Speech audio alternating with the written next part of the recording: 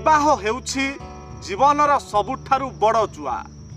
जीवन साथी भल पड़िले जीवनटा स्वर्ग, आउ जीवन साथी खराब पड़गले जीवनटा नर्क पालटि जाए।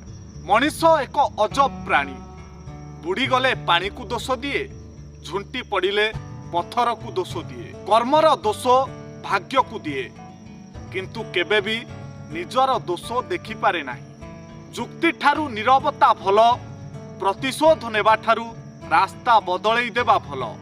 आउ स्वार्थवादी मनीष सह चलिबा अपेक्षा एकुटिया चलिबा बहुत भल। ए दुनिया रे प्रत्येक व्यक्ति निज निजर कार्य को नहीं योग्य अटंती।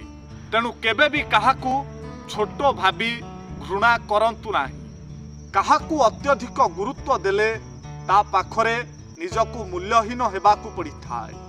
यह ही निराट सत्य। निद भी बड़ अजब। आसिले सबु किछि भूलेई दिए, आउ न आसिले सबु किछि मने पकाई दिए। मनीष सेतबेले खुशी रे रही पारे जेतबेले अन्यर खुशी देखि हिंसा न करी ता खुशी रे खुशी होई पारे।